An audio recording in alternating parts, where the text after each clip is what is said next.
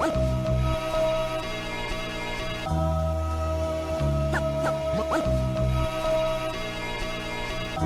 to the Decode Podcast with Elias Malfovan, Daniel Stanfill, and Sean Kincaid.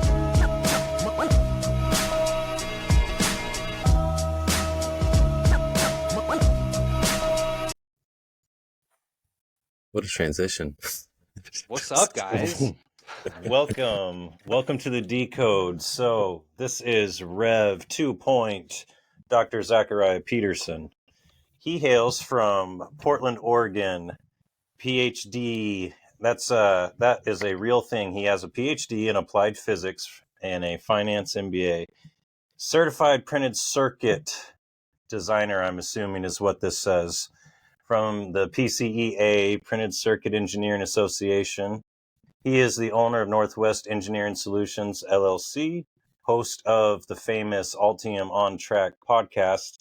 He's the famous Altium dude and just an all-around badass. So we are super grateful to Zach Peterson for joining us. Thank you, Zach. Thank you very much. I'm feeling a little inadequate at your guys' intro because it makes me realize we got to step our game up over on the On Track podcast. So that's the first time we've played it for ourselves when we started instead of just adding it after. And I think it's a good mood setter, really. Yeah. No, that's legit. And the music, I can tell you guys have good taste. Thank you. Yeah, that was my choice. So no, yeah, he had never heard of that song. All good ideas are Elias's ideas, is what we usually say. Yeah. Yeah, that's it. So all of us have enjoyed, amongst many of the things you do, your quick reviews that you've been posting. I want to start there. Like, how often would you say you learn something yourself from a design that you have a chance to review? Oh man, that's a really good question. You always get exposed to like a new part or a new way of kind of hooking things up, and sometimes you dig in and you realize maybe that's not the best way to do it, so at least you maybe learn what not to do. But every so often you do see kind of a new way to do things, or like I said, you get exposed to a new part. You get to add that into your knowledge base, so it's really useful. I will say, like, that series has been so massively successful. Like, when people submit stuff, I have to give them the canned LinkedIn message, like, we have a large number of open requests, yada yada, please be patient. I mean, right now I have 100 unfilmed requests. Wow, that's awesome, though. 100 unfilmed requests. So you got like a year waiting list right now. Nice. That's sweet. That's a good problem to have.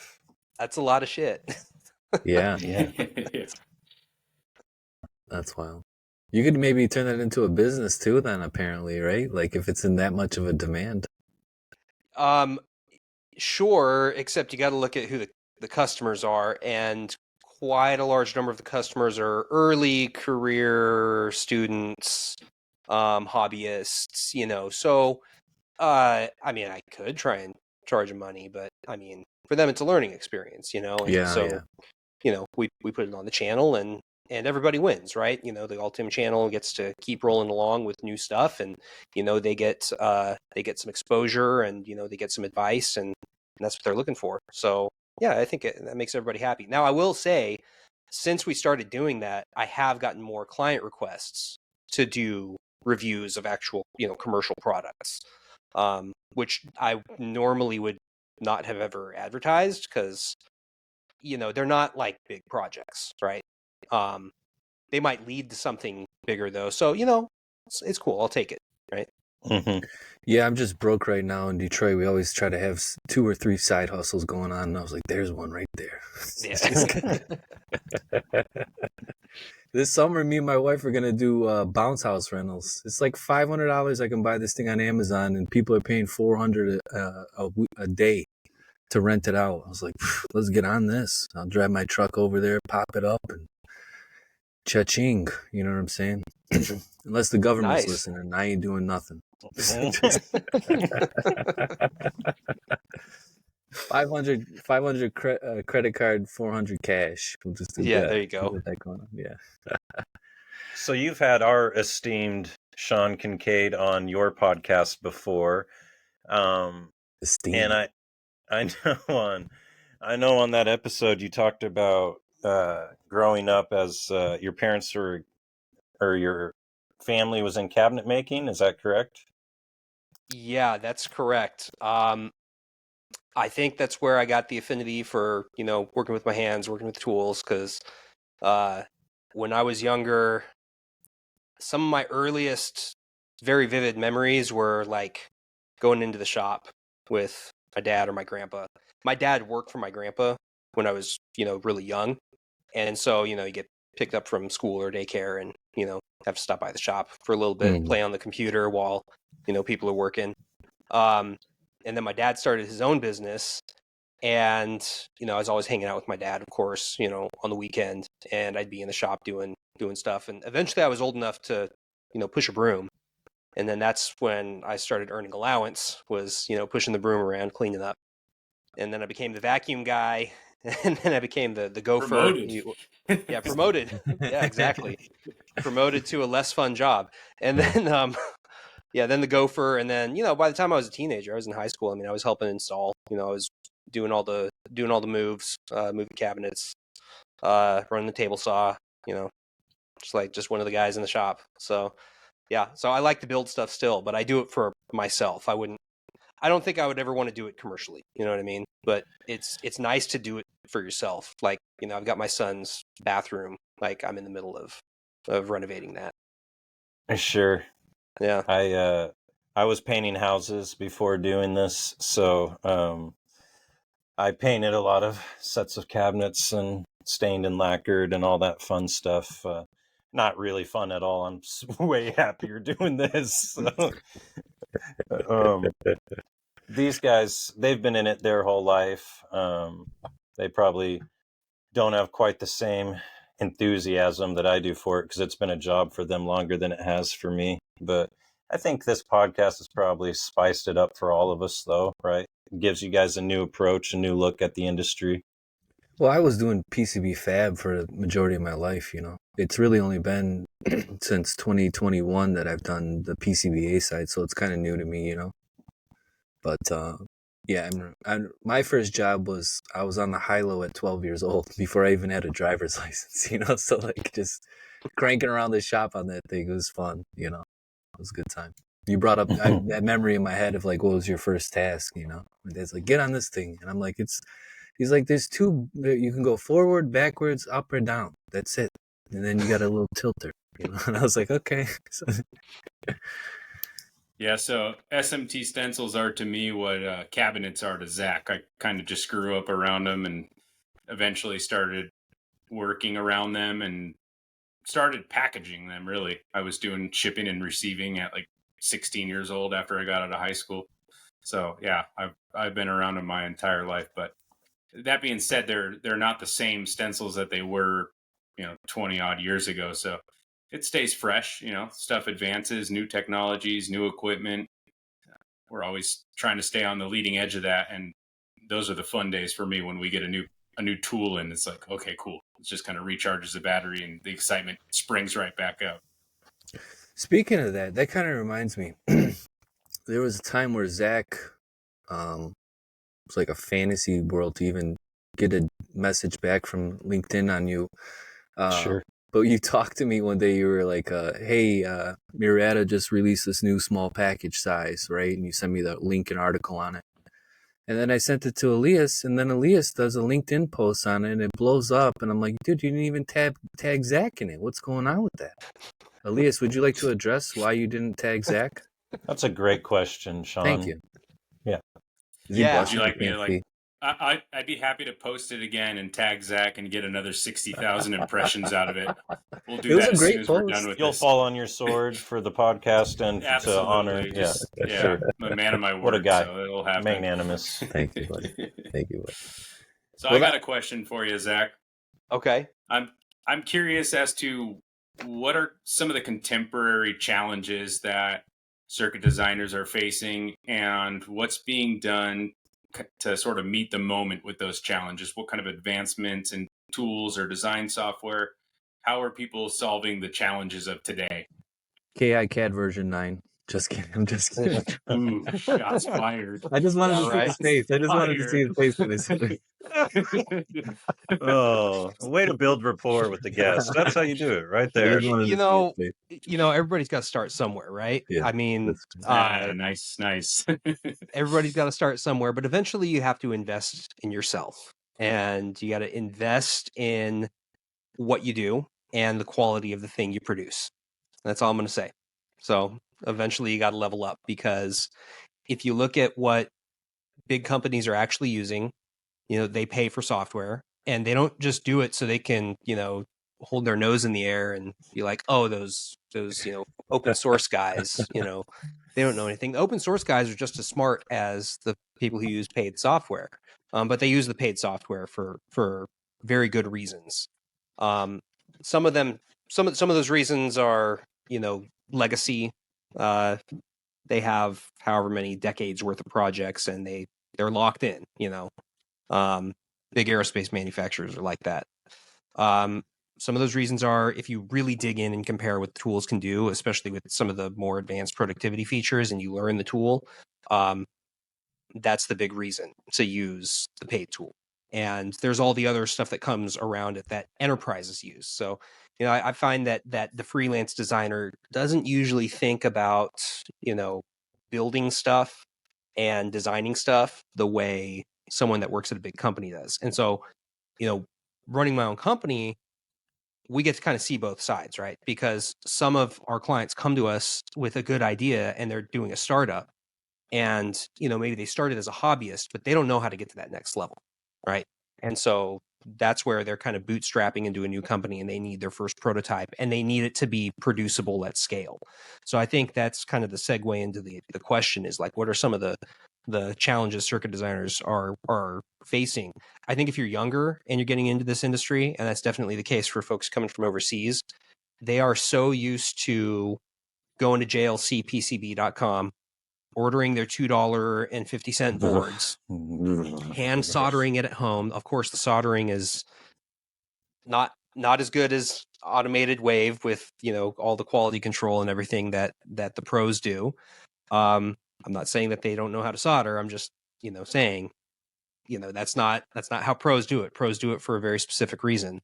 And, they don't know, they don't ever think about, like, how, like, real commercial products are designed and produced at, thousands or hundreds of thousands or millions of units per year or per month, even, these crazy huge numbers. Right. That doesn't even cross into their head. So that level up factor, I think, is challenging for some designers, because they constantly talk about stuff in hobbyist or, prototype terms. And that's just not the way to think about it if you ever want to go pro. The other challenge, I think, which affects everybody, is miniaturization.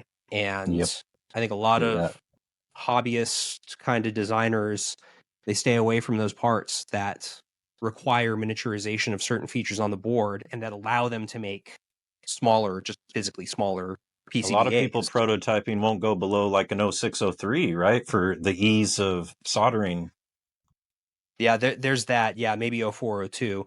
0402 is like the smallest I can do by hand, and it's not good. I'll admit it. There's a reason I'm on the software and I'm not at the rework station. So, I'll admit that.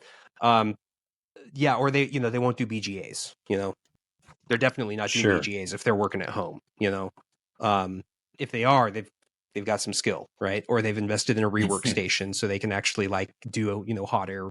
It's like doing hot air rework, but it's the first pass on it. They're probably not doing QFNs. Or if they are, they don't. If they are, they don't know they have a defect. They're probably steering clear of bottom terminated components altogether. In general. Period. Yeah. Yeah, exactly. Sometimes go ahead. I'm sorry. I was just going to bring up, you were talking about, like, scalability and what teams of people working together on a product is like. I mean, when you're developing a product, you might have, depending on the size of the company, there may be dozens of people that work on that and contribute different sections or modules or pieces of their overall design, right? I mean, and larger commercial software is going to be much more capable of handling a project from that multifaceted front. I have to imagine. I don't have a ton of experience with it. There's that, but there are things like much faster and easier integrations into, product data management systems.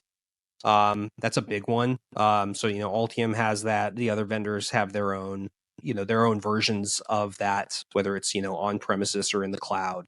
Things have been moving that direction. I think for a while, everyone had to do like a third party kind of system to then track and store all their data.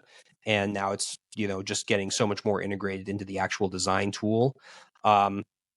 So those are some important factors, because like when you're working at a company, even if you're working at a successful like small design firm, like you probably got hundreds of projects that you have to keep track of. If you're just some guy working in his basement, you can keep track of all of it in a notepad or a folder structure or whatever. Like it's tough for us to keep track of it, and it's me plus two other designers. And then, we've got firmware, and then all the video stuff. Don't even get me started on keeping track of all that stuff. I mean, it's a ton of stuff, and like Sure. we're a small group. And then, the companies that we work for, I mean, I mentioned, we work for, startups, right? Individuals. But if they're successful, they come back and they do 10 or 15 designs. Like, now we got to keep track of all that. They've got to keep track of all that. They've got to learn, kind of crash course through how to do that. And then at the other end of the spectrum is, the big, Fortune 100s and, the big defense primes. And, we work with some of those companies too. And some of them, they're getting into a new venture. They know they need custom hardware for it. I mean, they're clueless too. You know what I mean? They've got a product data management system, and they've got a team of engineers doing the mechanical and the firmware or the software or whatever. And now they've got to figure out, okay, how do we bring our electronics data into this and keep track of everything and track the life cycles and manage all the procurement and like that. That's stuff that big companies have to do, because they're not just gonna click some buttons on JLC, not care about half the specifications that they see on the screen, and then get their little package of boards and be like, okay, I'm done. They're planning 5, 10, 20 years down the road, and the companies are investing millions in some cases in order to get this product built and maintained over the lifetime, over its lifetime. Excuse me. It's got me thinking about the advancements, right? So with all the new large language models out there, right? Like we feed text into things and we do things like this. But with PCB design, it's more of a click you're feeding, right? So it's not even in parts and schematics and how they're interacting with each other. I think did you speak at PCB West about a little bit about AI? Yeah, right? Not at PCB West, but I've done it on a couple of webinars. And then last time I was in Windsor for IEEE, they asked me to talk about it a little bit. How far do you think away? Because it's not like I said, you can't just feed words into it, right? So there's some logic, which we all know based on the hallucinations we see back results, right? Like when you get the prompt, you're like, no, that's wrong. So, but like, it just seems like it's so far away from being able to duplicate someone like you, Well, I mean, in order to fully duplicate a pro designer and replace a human, it requires mind reading capabilities of such a deep level that will probably never exist. Because think about it like this, okay, right? If I go to OpenAI and ChatGPT and I ask it to write me 5 sentences about whatever topic, right? How many different ways are there to write those sentences? Like, do the experiment, right? Ask it to rewrite it and rewrite it and rewrite it over and over. How many times do you think it's going to go until it actually repeats itself, right? You probably outlive the age of the universe before it finally repeats itself. You know what I mean? right? Yeah. So what does that mean? Well, there's an infinite number of ways that you can design things, right? And if you give a circuit board design program that runs on AI a 2-sentence description, okay, it probably gives you a board that is technically everything is routed, right? Technically all the components are placed, but you probably really have a list of like 100 specifications that you actually have to hit. So the more and more specific you need this AI to get, the more and more time you spend giving the constraints and the input to the AI until it can actually generate the thing that you're looking for. So you see what I mean? It all it does is It begs the changes what the question. designer does, right? It doesn't Yeah, it actually just begs the eliminate the question: designer why at didn't all. you just do it yourself? Right at that point, Exactly. you've already made the design. Exactly. At What some about for point, yeah. what about for layout? Like when my engineer, he'll make a schematic, right? And then I see he uses dip trace, and then he'll import it, and then I see this spider web, and I had never experienced that before because we never had an internal engineer work on this stuff. And then like to see what you guys work with in the raw data of how that comes out, and then how that becomes a layout, and then how the traces are all connected based on the schematic. Is layout more feasible than actual like schematic creation, or is it just both of them the same? It's about you gotta still, there's still like, we're not It at the can probably level of give you a start, right? I look at it like this, right? I think figure out the most boring BS tasks, but they have to happen, right? And just start there, right? A really great one, I was doing it earlier today. Like a really great one is after you finish all the placement and routing is like silkscreen cleanup.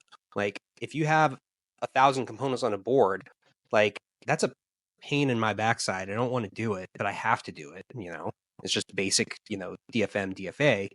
Um, I'm just looking at the board. I'm like, dude, AI could totally do this. Like just a couple clicks, you're done.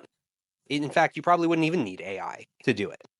But there you go, right? You still have to sit there and do it manually.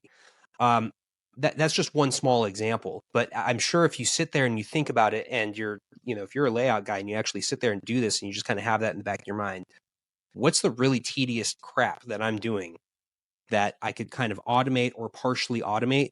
You could start to come up with a list of like 5 or 10 things where it's a really targeted task, but the AI could do it in a matter of seconds where it takes me an hour or 2 hours. And it's really just kind of a time suck for me because I'm on a deadline, right. and I might as well spend that time making other stuff in the layout better, or doing a more thorough review to make sure that I caught any mistakes before this thing goes out for prototyping. So that, again, it just changes what we could do with our time, because our time is limited.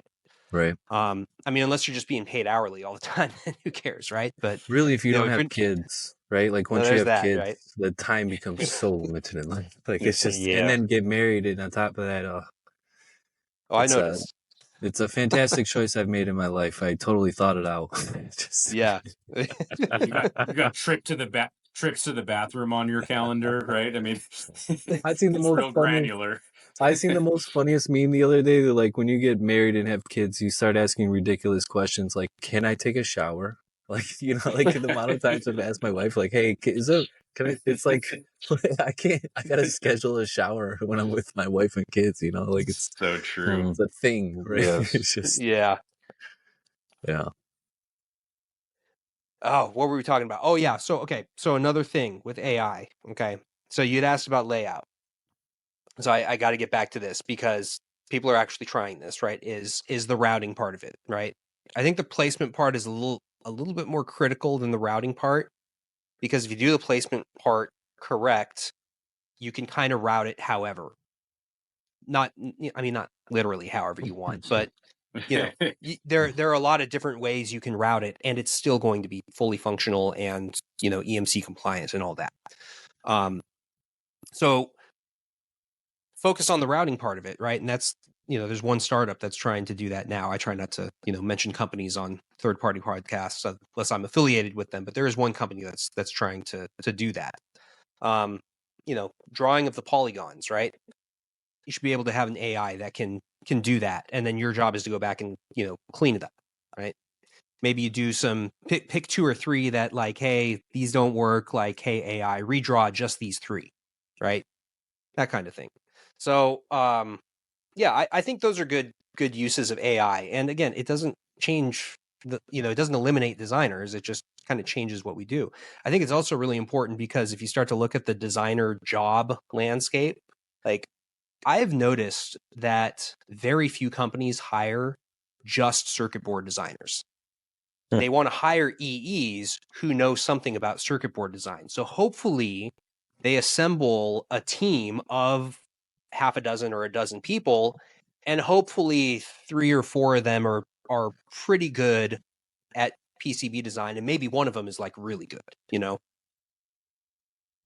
So maybe AI has something to do with what you will answer, but what does someone in your position do for, say, like continuing education? Because things are always changing and evolving. So how do you make sure that you're staying on top of everything and staying hip with all of it?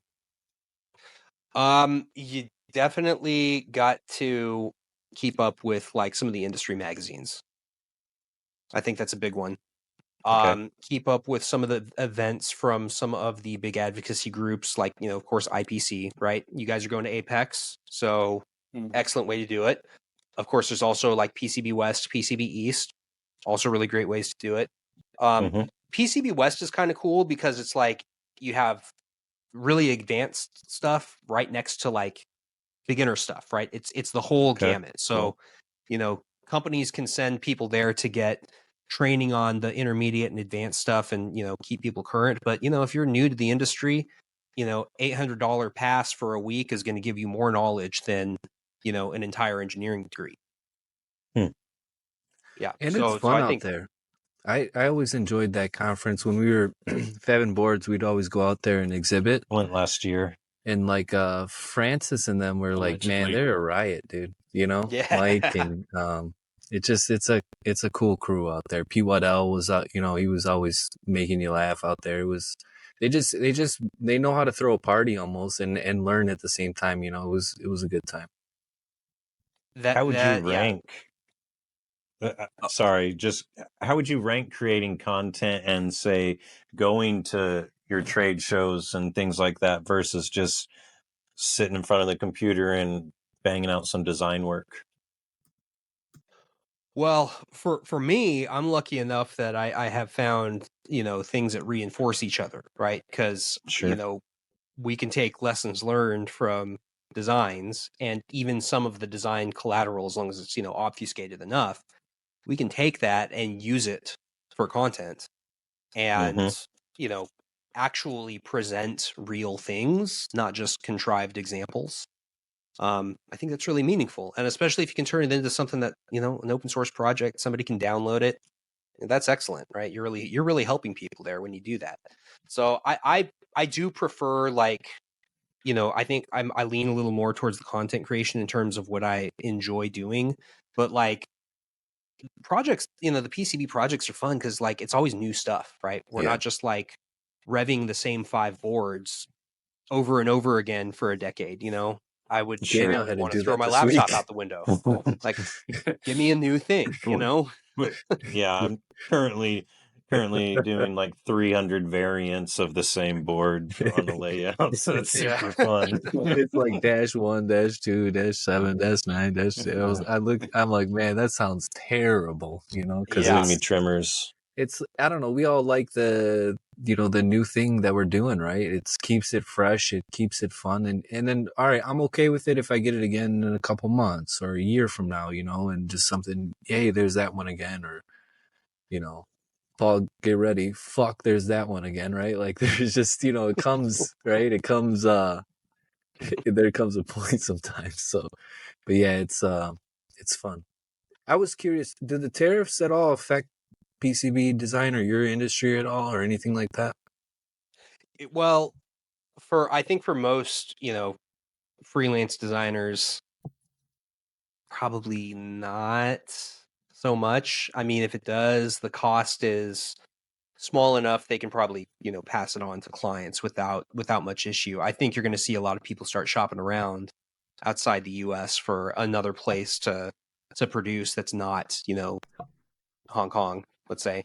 Right? So, if all you're doing is design work, then no. If you're actually ordering physical stuff, you got to get shipped in from overseas, then yes. And that's always been a thing, but like the surprise on the numbers is kind of irritating because we just did a job for a customer, and the company we were working with said, hey, we need to send you an invoice for this tariff, because they were going through their shipper. And I was like, oh, okay, sure. I thought, hey, $500 or so, right? Not the end of the world. They send us a $1,600 bill. Ooh. Wow. Really? I didn't do the math on that. Of course, they shipped it to us like 3 days after the first tariff announcement. So yeah, that was great timing, guys. But it's whatever, right? We'll pay it. But they're proactive too. They're the company we're working with. They've become one of our preferred vendors, and they're going to start looking in other places in Southeast Asia and kind of develop those sources for us, which is going to be helpful. I think I just worry a lot as to whether this is going to become like a whack-a-mole situation, because for some of that mid-range, mid-volume manufacturing capacity, right? You don't need to build an iPhone factory in Guangdong or wherever else in China, right? You can send it to a totally different factory that you've never interacted with before in Vietnam or Singapore or wherever. And maybe there's a learning curve for them, and you kind of got to go through the explanatory process, but you skip past the tariffs. Yeah. But who knows, right? Tariffs are the way tariffs work. They could announce tomorrow, we're adding South Korea to the list. And what are you going to do? So that's why I'm worried that it's going to become kind of a whack-a-mole thing. Yeah, I could see that too, because in my experience, Taiwan was always 20 to 25% higher than Chinese prices. Always, right? So they added the tariff, and then everybody, I'm going to get it from Taiwan, right? And then now if you put it on Taiwan, just the other day I had a customer send me, it was too large of a volume for me to build. So I gave it to one of my buddies, and he's like, and it's always after the fact they tell you that they're going to like China. And I'm like, well, I'm not even going to bid on this because we're going to be nowhere near your target price point. But since this other guy, and he's got a shop, a flex shop over in Malaysia, and this is like what they're looking for now, right? Like exactly like you said, okay, they're going to have the tariff on the Chinese products. So now they're just going to move it to Malaysia, and it's, that's what I see happening, the larger items that are larger to ship. I feel like that's going to be harder to move, like the auto industry stuff, like, and that's the thing. I don't, it's tough right now, right? Because like you could pack up everything in those Mexico facilities and drive it up to Detroit, and we still have all these empty big buildings that they used to fab in, right? Just fill them up and use your union electricians and get everything back online, and there's people will move here for that. But it's, I hate to see this ripple that it's doing right now. It hurts, everyone's all tight in the market. No one wants to buy anything because you never know because it's really, like you said, it's when it ships in, you could order it, and if it doesn't ship in, and then the next day they shipped in and there was this and that, and it's tough. And then I feel bad for like my buddy Elias with the stencil game, because all the aluminum, right, comes from outside that's used to manufacture the raw product for him. Yeah, and it's tough to discuss tariffs without kind of getting political, but just, I guess, pointing at the conversation in terms of, these tariffs can kind of be whack-a-mole, right? So the manufacturing moves out of China and then goes into Malaysia or Vietnam or any of these places, but maybe that's the objective, right? Maybe that's actually the goal. I'm not convinced that anyone believes truly that PCB manufacturing is going to land back on American soil, at scale at least. But I think it has more to do with it moving to, let's say, a friendlier nation. But, it's actually a great idea, though, Elias. Why don't we go round robin and all share our political affiliations? All right, go ahead. Right? Yeah. And this is the final episode of the Decode podcast. It's called dropping a nuclear bomb on a podcast. Yeah. For sure.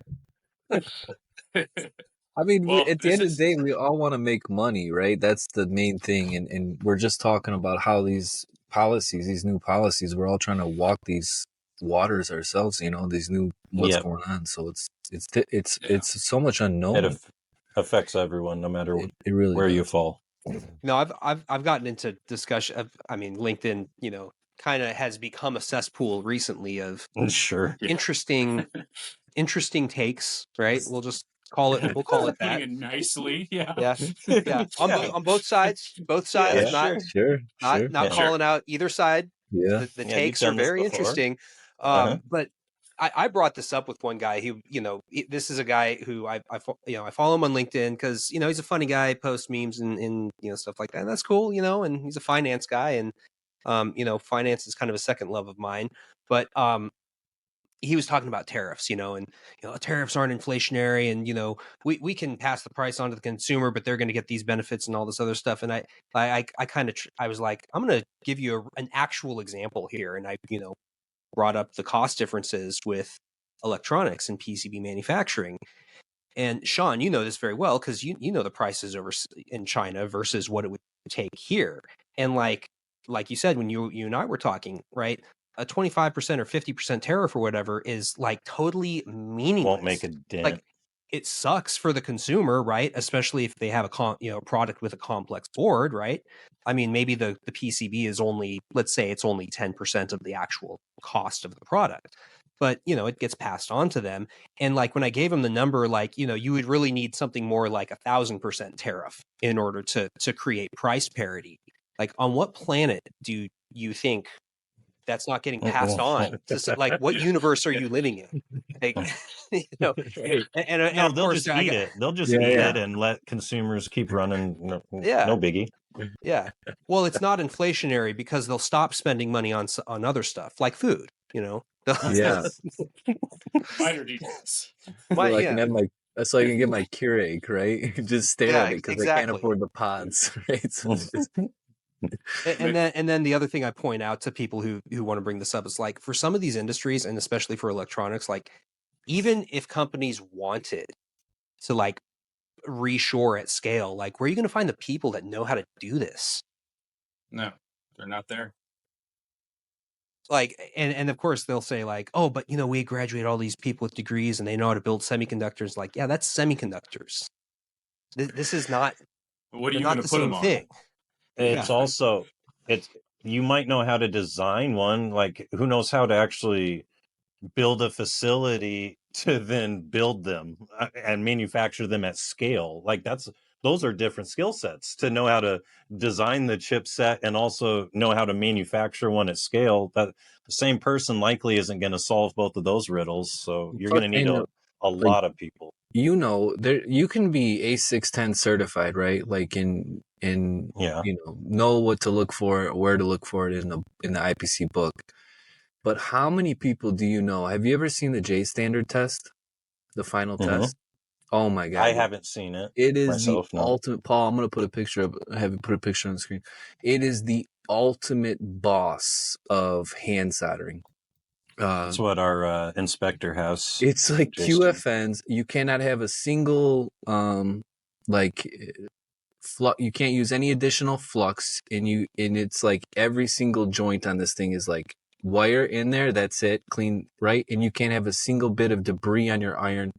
My point in saying all this is, like, sure, you could train a bunch of people to be 610 certified, right? Visually looking, but how many people are you going to have that have the actual skill that can fix that part or know how to solder that way, right? Or PCB fab, like, it would take so long to get somebody to be that expert level, because in reality you have to fail a bunch almost, and that's kind of how you have to do easier stuff first for a while before you move on to the really high level stuff. I mean, you should see the vias next to this. It's almost like it's like a nasty looking QFN almost, but the via next to it is like right next to the leg. And like how my quality manager was able to solder that without getting, solder onto that via, it's impossible. Yeah. And she was using like a big iron too. Like when you do the master test, you use like their equipment. She wasn't even using like a nano tip iron or anything like that. It was amazing. But yeah, I haven't seen that test performed, but I've seen our expert solder do these really, really tiny, super thin, fine pitch connectors that they have to solder underneath a microscope to keep from bridging. And you also can't clean the board. So you have to be like extremely tight and strict with your flux usage. And to watch them do that like under a microscope the entire time, I can't. It's so hard. Just like inspecting a board for a little while under a microscope like tires my eyes after a while to think of how skilled you have to be to do that at a good level and under microscope the whole time. I Pretty got a impressive. 01005 once. Maybe 3 times I did it, but the amount of flux I used to get that thing to work, right? I'm talking like it made a dent in those little blue bottles you have. It was like this much flux of like all right, didn't work, all right, didn't work, all right, didn't work, all right, didn't work, right? It was so much. But yeah, like the skill level, you can know it in a book, right? You can teach it, but the actual being able to do anything problematic is it's kind of like PCB design, right? Like how you're talking about, you can design up to a level, but if you have never encountered this problem before, this chip before, if you don't have that skill set, you have to learn it, and actually be able to think your way through that, because there's no LLM out there that can actually just output it for you what it's supposed to It'll be. just perfectly route this, 144 pin VGA. Right. What about FPGAs? Only 144 pins? Yeah, that's right. Have you done anything with the FPGAs? Oh yeah. We do a lot of stuff with BGAs, whether they're really fine pitch or just really big. Maybe they're coarse pitch, but they're really big. Yeah, we'll handle all of it. I always send a quote over to Elias, and I go, dude, can I do this one? This is pitch 200. His most trusted advisor. Pencil from somebody else. He gives me confidence sometimes. He's like, yeah, you got this, dude. No problem. You did the other one over there. You got this. And sometimes he's like, I don't know, Bubba. Well, listen, this has been super awesome. And although we are not a commercial podcast, we understand that everybody who comes on here works for somebody, and we appreciate your time. So we like to afford all of our guests the opportunity to kind of plug their organization. So go ahead and tell us a little bit about Altium and how people can follow your work. All right. Yeah, everybody knows Altium, right? The PCB design software. So I run my own company, Northwest Engineering Solutions, but Altium is one of our flagship clients. We have a few of those big ones who I kind of bend over backwards for them, and I've been working for Altium since end of 2017. So I can't believe it's 7.5 years at this point, just doing content and advising and research and design examples, and oh my god, the amount of work I've done for them. I've forgotten more articles I've written for them than than most people have ever read. So it's it's a lot of stuff.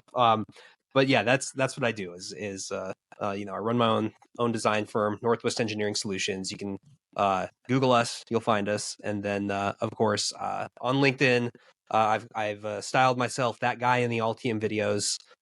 If you go onto the Altium Academy channel on YouTube, you will see this lovely face somewhere on the page. And it's a good watches. There's quick shorts. It's cool. It's love great it. content. Yeah. Like, we're all a huge fan of everything you do.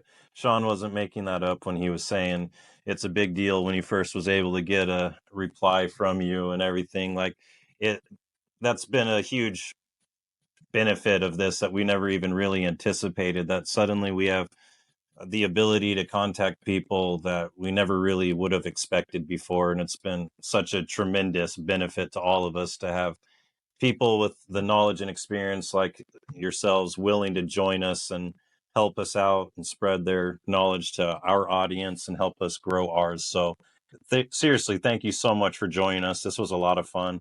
I hope our audience will have enjoyed it also. We encourage all of you to follow us on YouTube, LinkedIn. You can get this wherever you enjoy streaming your audios. So please follow us and enjoy the next one. Hope to see you there. Till then.